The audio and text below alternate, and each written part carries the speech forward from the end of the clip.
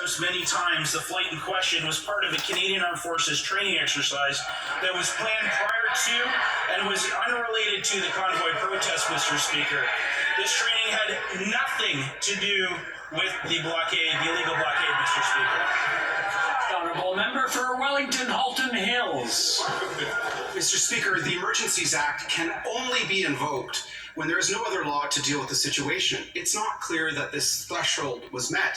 Members of the law enforcement community have said the threshold was not met, including Chris Lewis, the former commissioner of the OPP, Ontario's largest police force. So, when the public safety minister says that an unnamed police enforcement official made the request to invoke these powers, it's material.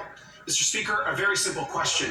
Who is this unnamed police enforcement official? The Honourable Minister of Public Safety. Mr. Speaker, the honourable member wants to quote law enforcement. Let me cite from the letter from the Canadian Association of the Chiefs of Police, who characterized the illegal blockades, and I'm saying right here from the language, unprecedented demonstrations, protests, occupations, and acts of civil disobedience. In other words, the likes of which I've never seen before. I'm also quoting from the Canadian Association of Chiefs of Police, who said that the emergency economic measures order was critical to assisting law enforcement in addressing the mass national and international organization of the Freedom Convoy of 2022. How's that for law enforcement, Mr. Speaker? For Wellington Halton Hills. Mr. Speaker, the minister didn't answer the question.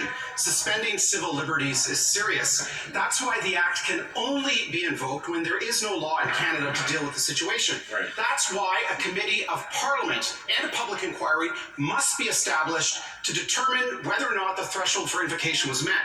But for the committee and the inquiry to do its work, the government must be honest and forthright with its answers. This minister's answers are anything but.